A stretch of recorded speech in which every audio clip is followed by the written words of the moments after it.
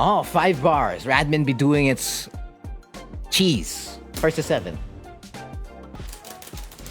It is superior. I mean, me even getting matches with players from Korea and Japan are barely even possible for me.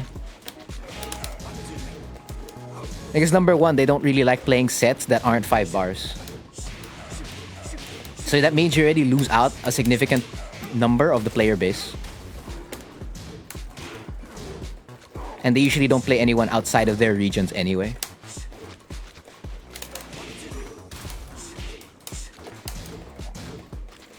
Oh, there you go. That's the exact thing I needed to do with Hwoarang earlier. So yeah, I was never able to fully maximize that. The most I'd get were 4 bars and maybe 2 to 3 rematches, and that was about it. And then if you get rematches, it's with another player who isn't probably the one you wanted to get. Like if you wanted a high-profile player, you're not gonna get them.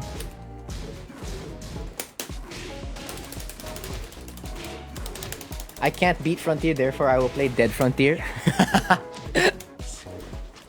What game was that again? I know it's a game. I just forgot what kind of game it was. Oops.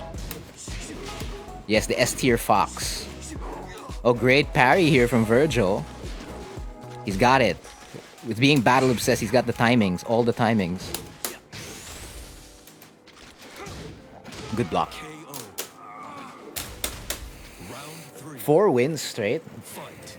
I expect that to disappear soon. There you go. Sidestep 2-1. Committing to the cheese is Vergil. Oh, the zombie game. Right.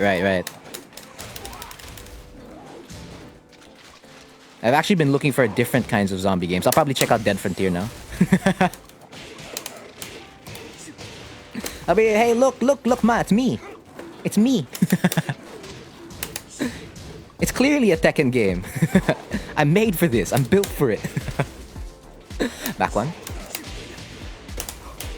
Oh, it's MMORPG. Never mind. It's online. Curses. I want to enjoy my offline zombie gaming, or I basically just enjoy that single player offline experience. If there are mods, that's great. If there's none, yeah, it's okay.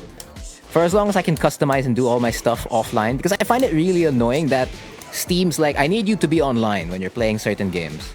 I'm like, come on, but I'm gonna play single player anyway. You know, I get you're doing the checks, right? So that, you know, you're ensuring that there's no cheats or whatever, blah blah blah. I get it. It's a good cause, but I'm also slightly annoyed at it. Like I have to be online on Steam, right? I can't break throws. Killing floor? Hey, I've heard of that before.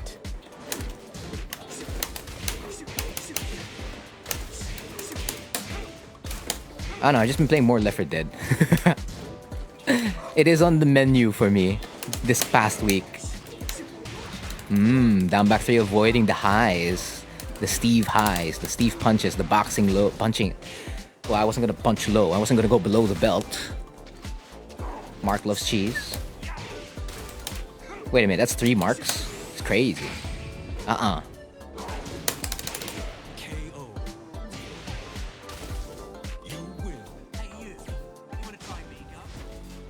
This is the Steve mark. He's like, yes. As you can see, I am the Steve mark, okay? Now, the other marks, I don't know what they are, but I'm the Steve one.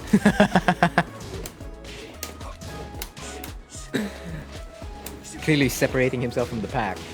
I haven't tried Dying Light. I don't know, I usually don't try a lot of those games. Like, I stay with a lot of comfort picks. You know, maybe I should take a Firecracker here or two. A down 4-4. You know, it's different, right? It's different. Round 2. As a connoisseur of cheese, right? My high suggestion, you know, with my glass of wine, is that you should have more vertical movement. Don't press anything, or just sidewalk, and then DF1. Yeah, that's basically every character, right? Or like if you want to play fundamentally and more solid, I would definitely do that.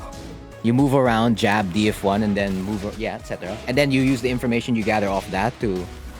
So it doesn't necessarily just apply to one character, but probably more on for AK more than others, because DF1's quite at the core of the gameplay, right? Oops.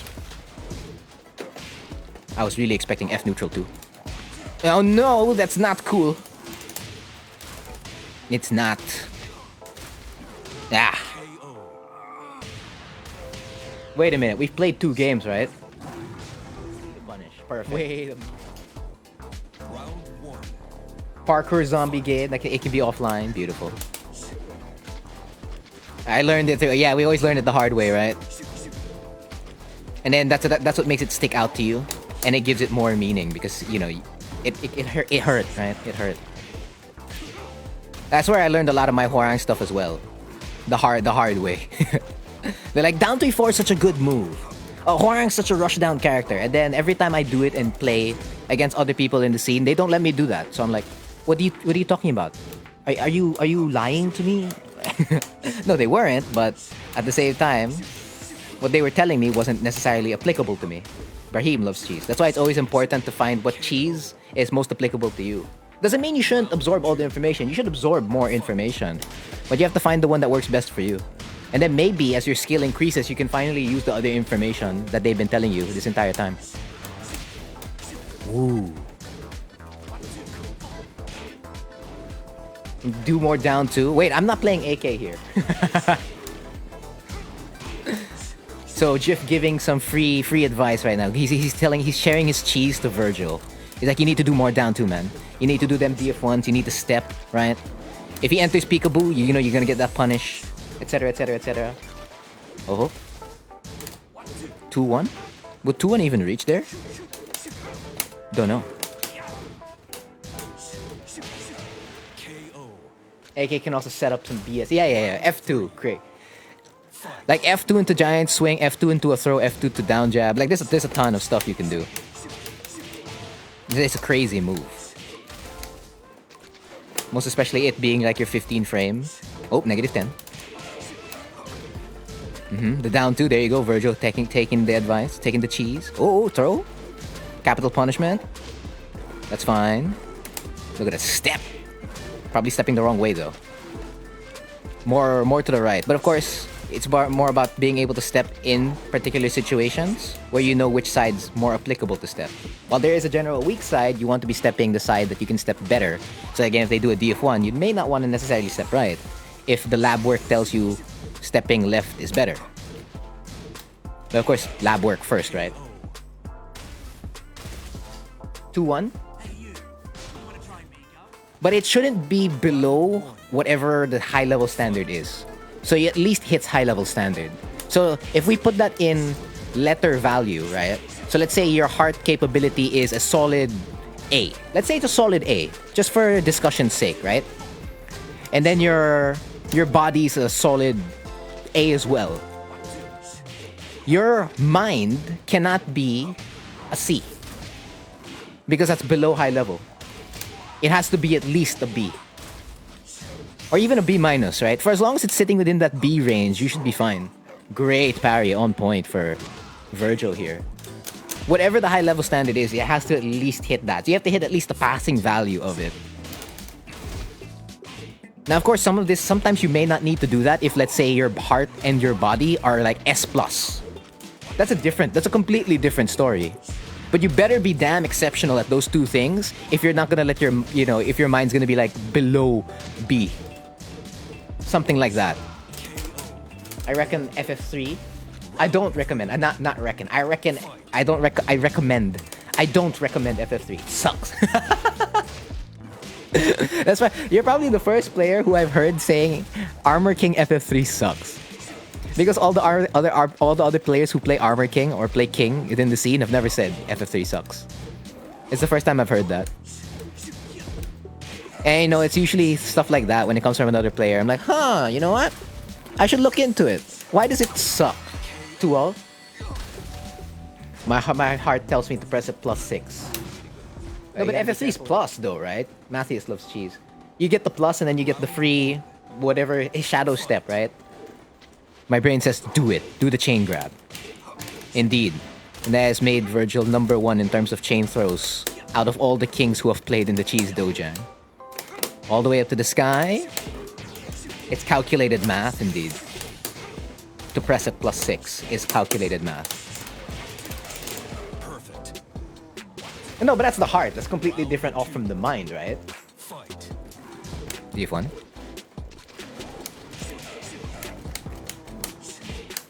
Ouch. Beautiful punish. Solid punish on the back one. Again, you can launch punish this now. I mean, you could in previous seasons. It's just way harder. In this season, too easy. Well, not necessarily too easy, but you know, once you get it, it's just like, damn. It's not really free. Damn, I got caught by that. So for me, at least my recommendation is be at least competent in all fields, while being like a master of one or two.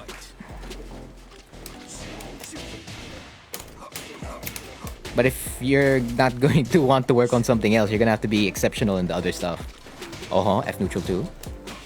Vergil, battle obsessed non-stop with the battles, going in and out like a true general. Here you go, the chain throws. It's definitely tell him to do it, and there you go, the complete chain throw for him. There you go, running, the tumble, the throw, the giant swing. Do I tech? I did. I'm alive. Surprise, surprise. 30 seconds. Here you go, going for that round ender is Vergil. Damn it. Oh, you definitely... Well, it depends on how you want to run your strategy, right? You can use it early. You can use it in the mid. You can use it in the late. But it's a matter of how it affects the match flow to begin with, or to what you want to make happen. Because let's say you held off on doing chain throws at the start, and then you're like, oh, you know what? I need to add another layer as part of my adjustment. Because my opponent is not... He doesn't really care about my basic mix-up. So I need to throw in other stuff. What happens if that adjustment doesn't pull through at late match? That's my only concern about it. 2-3? Will your opponent basically just let you do it? Because sometimes it doesn't... Let's say it even goes in, but it doesn't really affect as much. I don't know, but that's like something else. It's like a higher... Is it higher? I don't think so. It's just... There's a time and place for certain adjustments, whether you want to hold off on them or not. Because it could make you predictable, right? Aside from the fact that it may or may not succeed. It could make you predictable. Like, oh, he only does this if it's mid or late set. Or if it's always a scramble, it's always a brawl, right? Doesn't finish chain throw to throw opponent again. Big brain. That's big brain. That's big brain right there. Man, my Steve's not doing so hot, huh? My Steve ain't doing so hot. Uh-huh. There you go. Jump over. Because I prefer the left side. Yun lang. I had no mix-up there. It wasn't like Hwang jump over Oki. 2 slices of red cheese. There you go. Going around the cheese platter. Hey, do you want a slice of cheese? What kind? A yellow slice of cheese? A red slice of cheese? How about a blue slice of cheese? Counter hit? No counter hit. Yeah, the difficult combos are always worth it. Most especially if your character gets all the damage off that. Yeah, AK definitely for sure gets a lot of damage off it. The CD1 combos. Most especially with the tight windows. Those are worth it. For Hwang, I don't know, the combos aren't really that difficult. They're sort of difficult? No, not really. You're not a machine. It's not Mishima levels of Godfist, Godfist, Godfist. Ah, yeah, well, it applies to Steve, like the DF2 combo. Or anything that gives the same animation, tumble animation as DF2. Those, if you can get the DF2 combo, that's big. Because stuff like that would, you know, make your opponent hesitate on a lot of stuff. Like, if, oh, he has this, he has that. Oh, he can get damage, right? So, I don't want to give him that. So basically, I need to hold off and not get hit. And if the moment they start doing that, it's just like, oh, so there's more opportunities for me to, what do you call this? Go in. Where's my duck?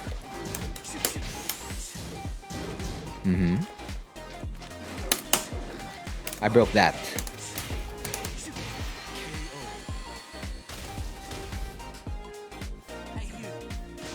No, that's great. You know, if you condition opponent to punish no frame skyrocket and does JFSR later on, but then you'll never catch a punish, right? Because there's gonna be so much pushback. So we're going to Burb King. From Armor King to Burb King. With the bat. He's very menacing. Channeling his inner Negan. No. No throw. No throw. Wow! That really avoided, like, clean. Press.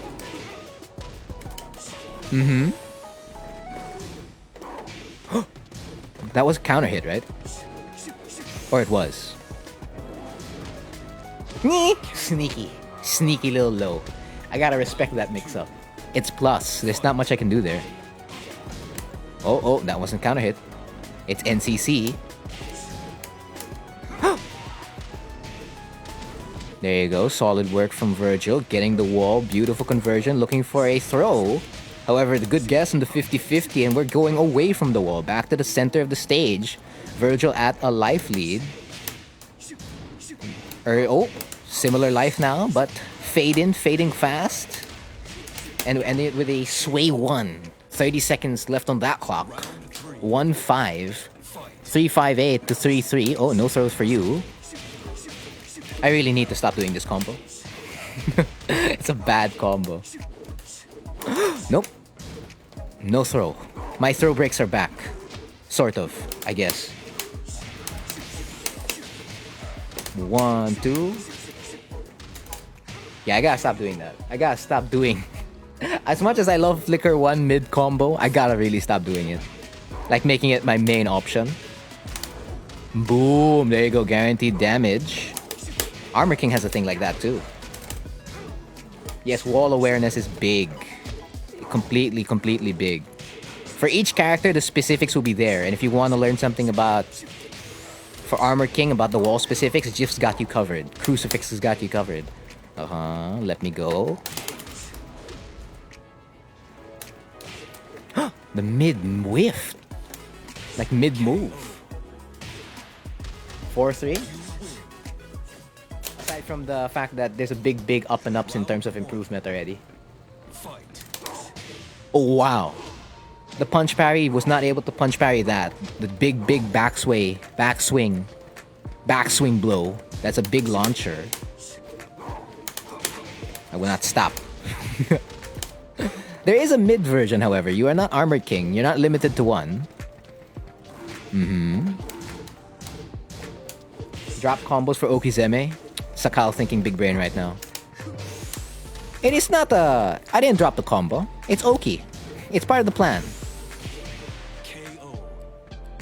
Okizeme to continue wall carry. Go for that reset, right? Go for a setup. Clearly part of the plan. Well, that's true though. Sometimes it applies like that. 1, 2. No, yep. I was just guessing which one it was gonna be. Because I broke the 1 for the 2 first. And then I was like, okay, why about you run the 1? Because again, there's barely any difference in animation for both of those. DF2. DF2. You know, this move's still important to Steve. Even if it's like not homing. Still super important. It's still long. It's quite long. It has a lowered hitbox now.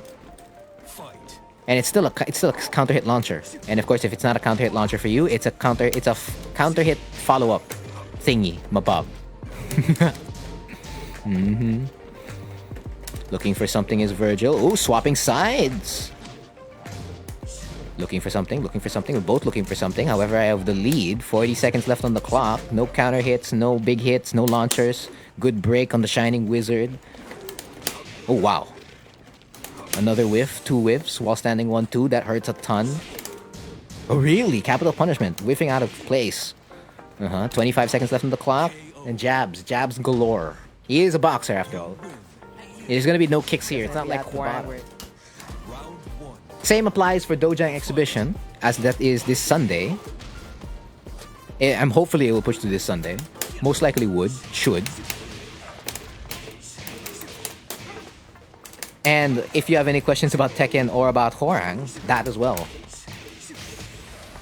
My favorite. Oh, I wasn't able to do my favorite, which is the Tekken 4 throw, the positional change throw. Ooh, there you go. Just like what Sakal said, the Oki, the drop combo is more Oki. And Vergil right there, executing it to a T. Doesn't duck lows, jumps to avoid, slow and still punish with a while standing move. Indeed. That's 5D Tekken already. So if there's regular chess, there's 5D chess. Sakal's playing some 5D chess right now. Some 5D Tekken. Flicker 2. Unblockable? No, unblockable. DF2. Oh, wait, that was DF2? No, it's DF1. Press. Wow. My Shining Wizard, nowhere to be found. Shining Wizard? I'm mixing up the moves. Round 3. DF1 plus 2 is not called Shining Wizard. No! No! No! Oh, I got out. Thank goodness. Beautiful. That avoids the back one all day after while standing 1-2. Vergil knowing his cheese, speeding it up. That wasn't even 20 seconds. Well, it was 20 seconds. Tekken 7. 7D. Press 1. That's what I pressed. I pressed 1. Man. I love it. I love it here. And he still gets that. It's crazy.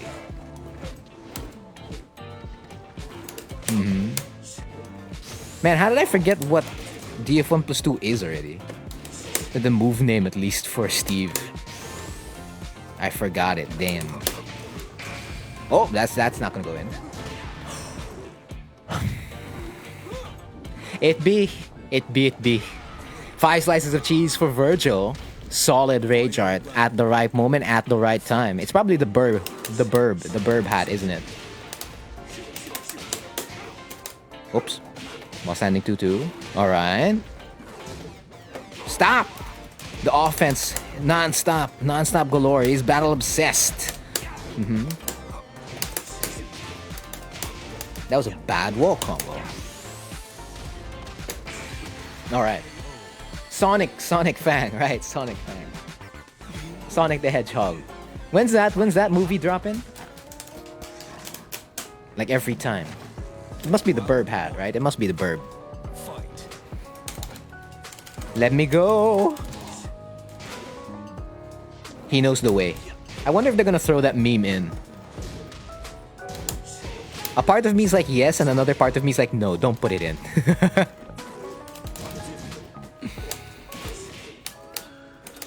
I guess it'd be a little weird if they put it in. But at the same time, it's gonna be really funny if they put it in.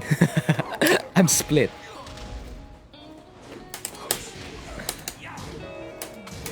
Like, you remember the Multiversus, right? The Warner Brothers one? Wherein they acknowledged the Shaggy Ultra Instinct meme. That was funny. And I'm like, at the same time, wow, they acknowledged it.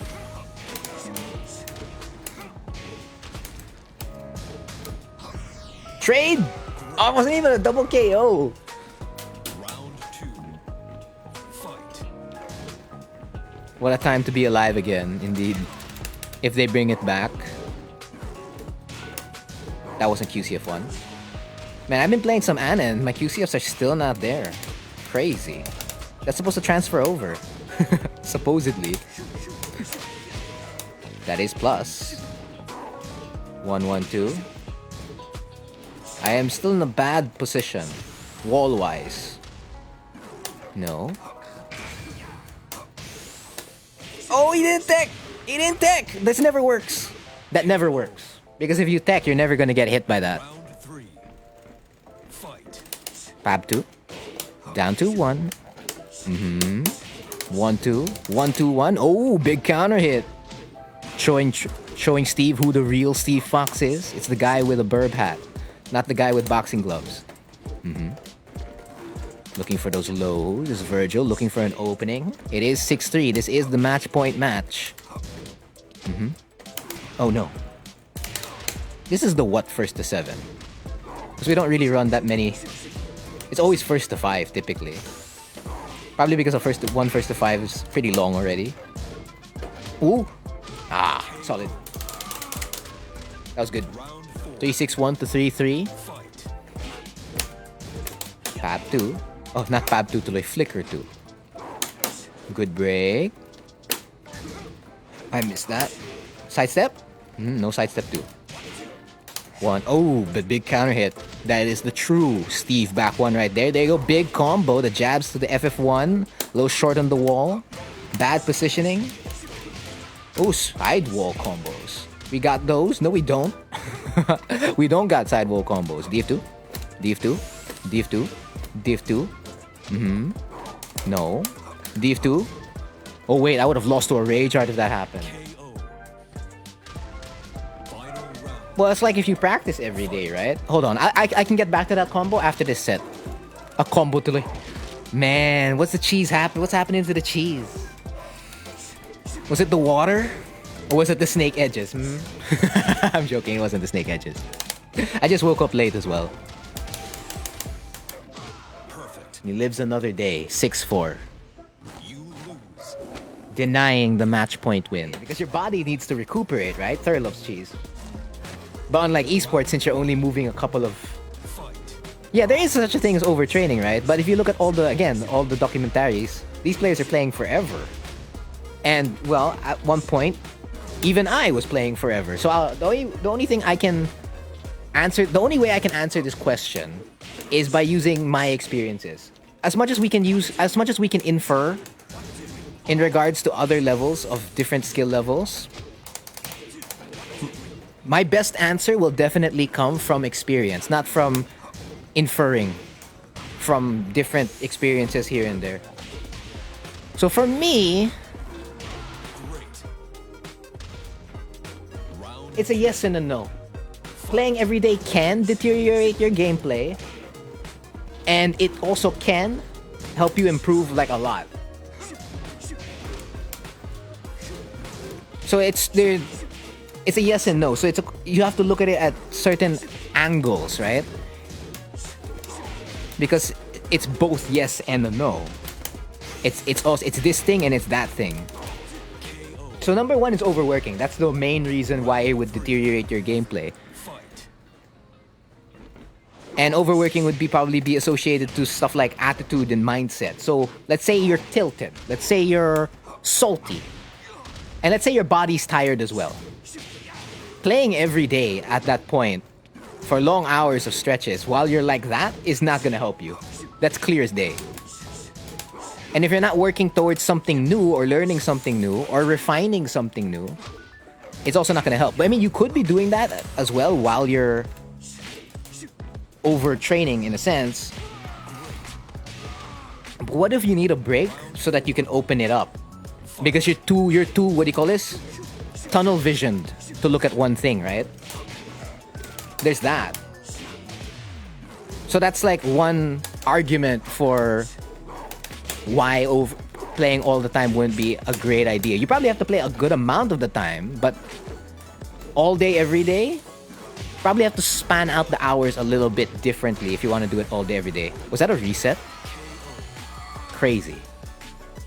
All these sets are going really, really long. You guys are going to make my life really, really is and how you are in many different types of scenarios. So like, this is how I am if I'm tired. This is how I am if I'm like this, like this, like this, like this. So what do I want to work on? What do I need to improve upon? So you have a good framework to work with. And since you keep gathering that data every day, and you're playing with like, let's say, purpose and all that kind of stuff, it'll be fine. But I don't think... I mean, you can play 16 to 10 hours a day. Completely possible, but would I recommend it? No. But again, when you look at all the documentaries, these players are playing forever. Most especially like those who play LoL, Dota. Since there's no lobby feature, right, in that game. It's a shame. It could make use of its lobby. So in order to get scrims or like sets in, you have to go to ranked, right? Essentially, or unranked. And it takes time for matches to queue. And let's say you want to only practice a specific thing. There's no practice mode, right? Round 3. So that's probably why they play for long stretches in the first place, because they need to find those situations and scenarios that they want to practice for. At least for Tekken, the advantage is you have your practice mode. Arsene loves cheese. So you can practice certain situations. And then when you're going to fight another player, let's say you go to Quick Match to test it, you can put yourself in that situation, sort of. Oh. And good games to Vergil. Good games. 17 seconds, and go the gazer. MJ loves cheese. Air raid. Air raid. Air raid. Air raid.